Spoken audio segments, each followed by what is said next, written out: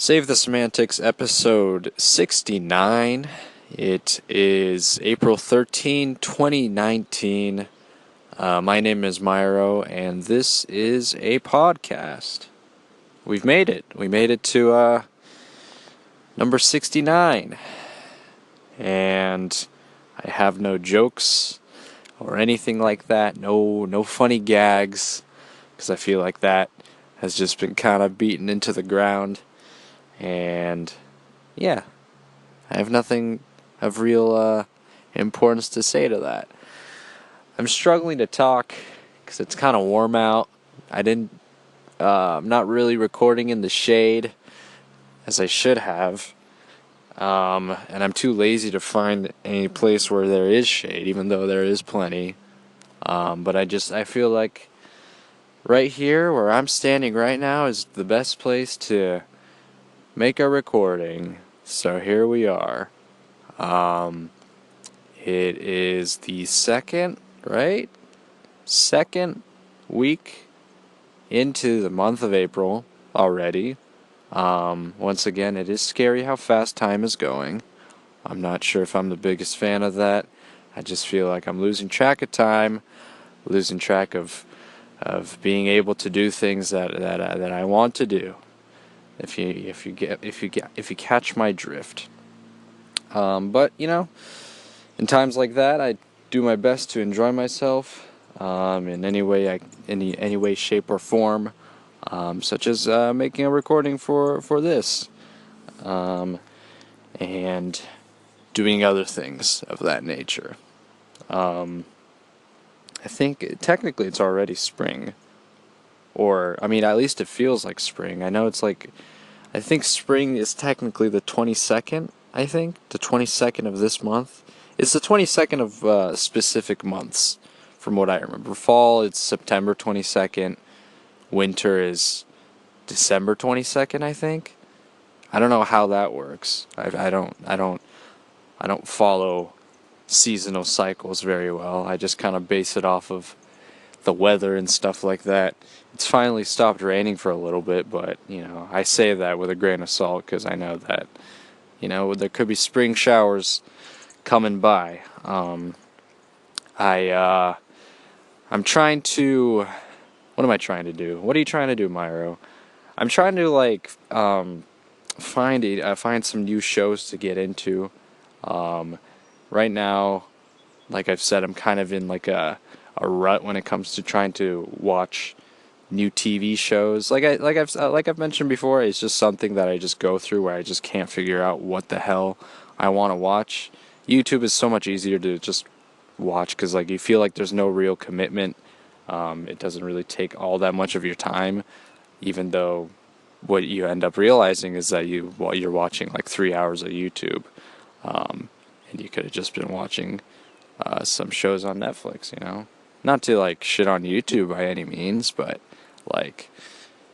people put a lot more effort. It's a very organizational effort when it comes to making a show on Netflix or Hulu or whatever, But anyways, I guess one show I started watching is this comedy show, just because I think I wanted something a little more lighthearted after watching Rectify, which was much more dramatic, melodramatic, So I decided to kind of switch gears and watch something a little less intense, I guess. I mean, I've mentioned before, Rectify is it's not that intense of a show. It's just it's very dialogue heavy. It's a heavy concepts material in it. So I just kind of wanted to move away from that. So I started watching this show called Schitt's Creek, which is pretty funny so far. Essentially, the premise is this rich family, they have to put up all they have for foreclosure because the IRS found out that their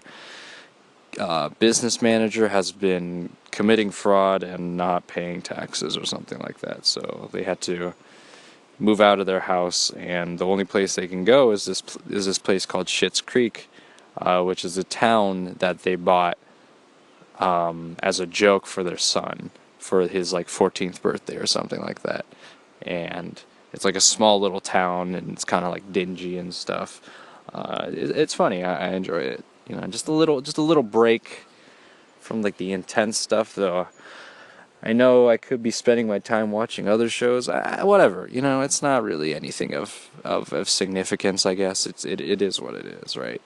Um, I think like I'm trying to figure out like how I don't want to get into like trying to organize my life into like slots of times because I feel like that's just too stressful. I do like to keep myself up to date as to like what I have to do, the tasks that I have during the day. I set reminders on my phone like that, but I don't have like a stringent like schedule because I've seen people like when I'm in class, like there's like some people, so there's like a dude that's like sitting, there's like a dude or a girl sitting in front of me who has their laptop out and they're like figuring out their schedule and like, they're just highlighted parts of their like Google Calendar or whatever. I'm like, I can't, it's just like, I don't know.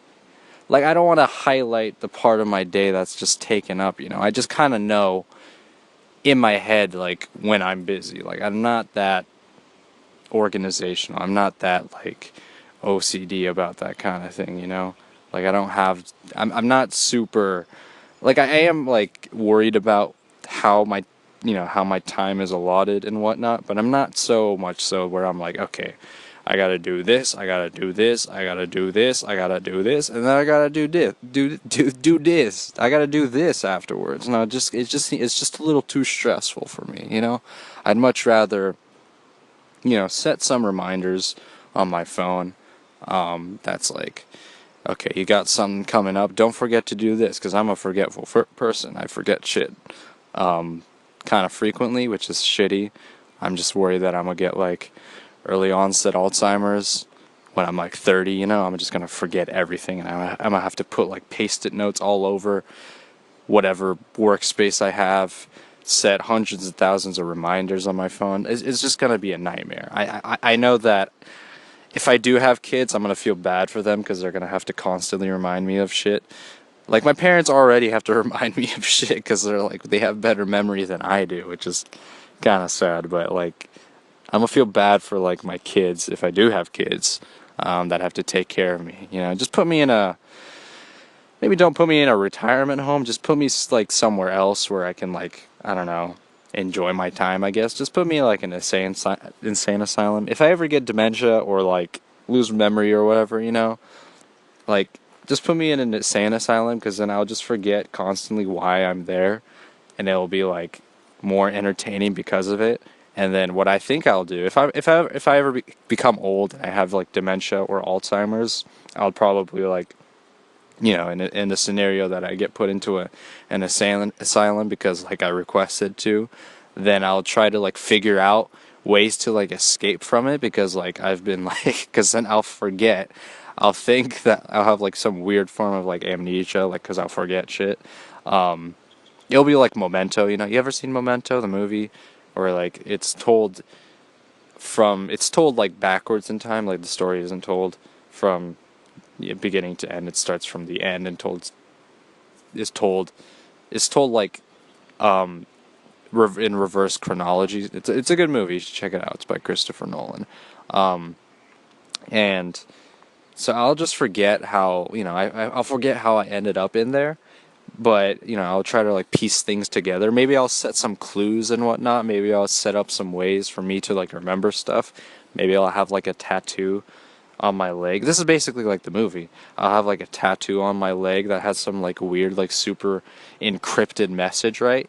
And then I'm trying to like decipher it and shit. I'm like, why is that tattooed on my leg, right? And then, I try to piece things together. I start interacting with like the other members that are in the asylum, right? Maybe I like befriend someone, and he's crazy, right? And that person actually belongs in the insane asylum, but he's very like charismatic and stuff, right? He's some kind of a psychopath, right? I figure out, but he's like, listen, man. You and I, we don't belong here. Unlike all these other crazy motherfuckers, we don't belong in here. So we have to figure out a way to get out of here, right? He's like that. But in reality, he's crazy. He's killed like 30 people or something. But, he knows that I'm not super crazy, but he's crazy. So he's trying to convince like me and him, we're gonna like team up and stuff, and we're gonna try to get out of the insane asylum together, right? But every like maybe every few days or something like that, I just lose my memory. I forget who I am. I forget my my kids' names and stuff like that. And the that guy, my friend who I befriend, he realizes this. He's like a smart guy, but he's crazy, but he's a smart guy. So he's gonna use me, and he's gonna use me to try to get out. He's gonna try to convince the mental asylum institution or something that I'm actually crazy, and he's like trying to like get out with me and stuff like that. I don't know, but something along those lines, right? And so he tries to like manipulate me in some ways, and I have to try to figure out like what the fuck is going on. I think I have enough bearing of myself that I'm like, okay, this guy's kind of like sketchy and stuff like that. So I decide to write down in my leg. Let's call the crazy guy Bob, right? So I write like, don't trust Bob or something like that, right? And I write that on my leg. I inscribe it into my leg with like a nail or something like that, like don't trust Bob. And I see it one day. I'm talking to him, and I'm like, why did I write that down, right? Like there must have been some reason why I said don't trust him, right? And then it's like a psychological battle with myself, and then also with like Bob and stuff like that. There's like this interesting kind of dichotomy where you're like, should you trust him? Like, is he really like who he seems? He seems a little crazy, but he also seems very intelligent, and he clearly has knowledge of an understanding of how things work around here. So why can't we trust him, right? He seems to have good intentions and whatnot. But things develop, and then yada yada yada, and then at the end, I figure out that I was the person that put myself in there, right? And my kids were like, don't do it, don't do it. You're gonna drive yourself crazy. And before I have dementia, I wrote down in my will, if I ever have dementia, put me in an insane asylum, or put me in a psych ward or whatever, So that was like not in my will, but like it was like in a contract or something like that, and I signed it, and then I put it in a drawer, and then my kids find it, and maybe my kids kind of suck. Maybe my kids are kind of shitty kids. I didn't raise them that well. So they're like, you know what? We're going to try to take all of dad's money. So we're going to send him to the insane asylum, right? Because initially what he wanted to do is that he wanted to do it as an experiment. But, things got kind of out of hand, and then he actually got dementia, and he didn't raise us that well. So we're going to just try to take all of his money and just, right? Take all his assets and whatnot. And and then there's some other things going on. I just have a really shitty relationship with my kids. So that just kind of happens, and I end up in an insane asylum because I'm actually crazy, right? As it turns out, or am I, right? Like, why would I actually subjugate myself to an insane asylum, right? So yeah, that's probably what's going to happen when I grow older, is that my life becomes this sort of like kind of movie, right? Shutter Island, Memento, other kinds of movies that are similar to that. Yeah, that's just what's going to happen. I'm just going to go crazy. I'm actually going to go crazy. And what's going to happen is that this murderer is going to escape because he used me, and he manages to convince the ward that he's not actually crazy, and he was like wrongfully accused or something like that. It'll be interesting for sure. I think for the most part I would be able to handle myself living in an insane asylum. I think obviously you would have to try to like fit in in some way or shape or form, right? Because I don't know, like I'm not exactly sure as to how psych wards or mental institutions operate. Like, obviously, all joking aside, I'm sure there's people that are there who who've had some unfortunate circumstances that led up to them like being in that position, where someone has to like take care of them and stuff like that. They have to be kind of restrained because they react violently, and they have like certain triggers and stuff like that, right? Not all of them are like psychopaths or whatever. But I'm just like curious as to how like effective it is to take care of them, right? And like what is sort of the ends of that matter? Like, is it obviously it is beneficial for a society to have some people contained, right? Like you can make arguments for that, for like prison and stuff like that, right? But like, is like the end goal to be like rehabilitate them? I can't fucking talk. Like for like rehab, right? Can like they've become a better person where they can operate in like a normal position of society, right? Is that like entirely possible? I'm not sure. Like, of course there's gonna be scholar like journals and shit like that written about it, so maybe I could do some research, but I'm most likely not going to, as I probably won't. I've mentioned this before, but I think that's like the one thing that I am gonna miss, in terms of like not going to school. Like I really do enjoy learning, but I'm just not gonna have like the motivation. I'm not gonna have the push to learn about certain subjects, because I'm not being forced to, but I'm not incentivized to learn these things. I don't have the incentive to like get a good grade or whatnot, I think that's like one thing that's keeping me from that keeps me to continue learning and stuff like that, is just sort of the just having like a good grade, right? Like it means that at least it, for the most part, it should be like reflective of like you participating and stuff like that, so I don't know. I just think like once I'm done with all that, which is coming up pretty soon, I'm gonna be graduating in like a year, so I think that I'm just hoping that I can still kind of maintain a level of where I'm like constantly trying to learn stuff, learn about things that I just kind of ramble on about in my podcast, when I can just kind of just take a little bit of time to do some research. It doesn't really take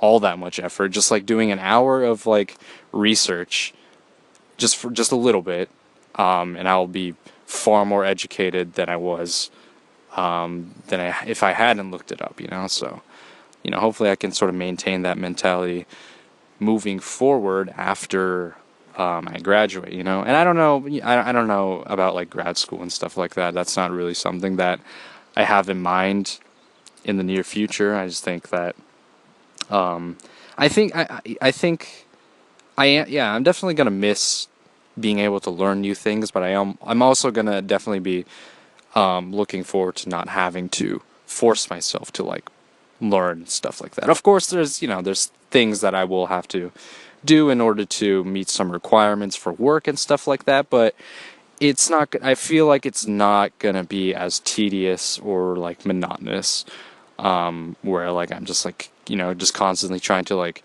review notes and stuff like that. Like I'm just kind of glad. That's one thing that I'm gonna be happy about when I graduate, for sure. It's just sort of this sort of burnout feeling, of school. I get that a lot of, especially like at this time of the year, especially, like the spring, like my school works on a quarter system, so immediately after winter quarter, we go into the spring. So there's only just the 1 week of spring break, which I mentioned, right? So it's like you just kind of go immediately into the next quarter, and you're right back into it, right? And then exams are coming up, and it's stressful. I get that. So a lot of students, including myself, have kind of experienced like the feeling of like burning out from just trying to catch up on school and learning all the time. I get that. It's stressful. I think I'm just trying to like take away the positive aspects of learning, as I go further into life, like, where I don't have to be constantly stressed out about tests and shit like that, where there's no real pressure for that, like testing. That's like the biggest factor for sure for like stresses and whatnot, and succeeding academically. Even though I mentioned like I do like getting good grades, but like I obviously like it comes with the cost of like the stress of like having to worry about succeeding on a test and whatnot. So I think I just want to be able to continue to learn outside of school, outside of like some institution and whatnot, where I'm not pressured to constantly be like at the top of my game and whatnot. Is kind of what I am saying in a very rambly statement, if you catch my drift. I I've definitely noticed in my last few episodes, maybe, I don't know, not last few episodes, mostly like every single episode. I do talk a lot of shit about like social media, about the internet and stuff like that, and albeit there is a lot to criticize in terms of like social media and stuff like that. I talk about exposing yourself, privacy. Privacy is a big issue, and I'm maintaining that. But I think I do kind of, maybe I don't fail to mention the positive aspects, but I do kind of maybe neglect the positive aspects of having the internet. I think that there are a lot of good things that having the internet does. Like, obviously I can't exactly pinpoint down specific global ways in which it works, but like businesses and stuff like that. Of course there's the negative aspects too, but like it allows businesses to reach out to like a larger consumer base and whatnot. And of course you can argue that capitalism is not good because it takes disadvantages certain people and whatnot, but I think it's mostly for the benefit, I feel. Another thing that I think, these are kind of just general ideas, I guess, but I think it's definitely like, of course, like it's a great, the internet is like a great tool for like learning new things and stuff like that. But in terms of like communication and stuff like that, like I talked last episode about like these streaming platforms and where people can sort of get in contact with like strangers from around the world and whatnot. But I think there's a lot of people who feel that they don't, they have these issues where maybe in their own personal life, maybe within their family or their friend group, they just can't necessarily relate to them because their problems are not really it's not synonymous with who they have in their lives and whatnot. So once they go online, there's like there's a community of people who maybe struggle with like, I don't know, maybe like depression and stuff like that, and maybe they need advice when it comes to dealing with like life problems. And sometimes if say like a person that is in a who lives in like a small town or like is kind of like in a rural area or whatnot, they just kind of maybe they just feel sort of neglected, so they I think having like things like even like Reddit, I'll shit on Reddit a lot, but I also reference it too. There are communities on there that support people where they they feel kind of alone in the sense they need some kind of support. Maybe their family isn't the most supportive. They haven't been there for them in the best way, shape, or form. So if they go to like an online forum, maybe they go to a subreddit like r/advice. There's an ant on my arm. Maybe they can get advice on how to deal with certain things, because like people go on there because they're seeking out advice, and there's other people on there who have experienced the same kind of troubles that other people are mentioning, so maybe they have they have genuinely good advice to provide, right? And I feel for the most part like those kinds of communities are pretty supportive, right? Like obviously like the physicality is one thing that is missing, but I think that just having someone who just anonymous person with just like a username, whatever, like just having them respond to a post by someone who's talking about their problems, and then just giving just words of advice is kind of like a big thing. Like, I don't know if that was really like a huge factor back in the day. Of course, there was like advice columns like in newspapers, and I still think that's a thing. Maybe older people still use that, but like, it's much more freeform now, where you can just kind of reach out to like anybody on like any platform really, and just be like, listen, I just need some advice on a certain thing. It doesn't even have to be like a personal problem. Maybe it's just like advice to deal with, like, I don't know, maybe you're trying to like fix your car or something like that. You can just kind of look up something on YouTube, right? Just those kinds of things, right? It's like, it's a very it's helpful to have that kind of tool. It's helpful to have that resource, and I think I just don't want to be completely negative when it comes to criticizing social media, in a sense, right? Because there are social media and other internet like forums and like and communities and stuff like that. Because I think there's a lot of good things that it brings to the table, and like I've mentioned, a lot of older, back like maybe 20 or some odd years ago, like this wasn't such a prevalent thing. Like, people who felt like alone in their situation, like they just couldn't feel like they could reach out, right? And considering how much more of like a hot topic or whatever, how much of a more of a popular topic like mental health has become, right? Like, that most likely wasn't even that big. It wasn't much of concern back in the day, and now nowadays people are like advocating for it and stuff like that. And of course, you can once again make criticisms of that, where people try to make like anxiety and depression, I don't know, like mental issues as like part of their like personality and stuff like that. Like, that's not like necessarily a good way to approach it. Maybe they're trying to like sell on it and stuff like that, but there's I feel like the benefits outweigh the cons of that matter. I think there's more people that are benefiting from dialogue, talking about like mental health and personal issues and stuff like that. So I just wanted to make a bit of a statement regarding that, just sort of saying that of course I'll be like cynical when it comes to these tech giants, Facebook and whatnot, and how they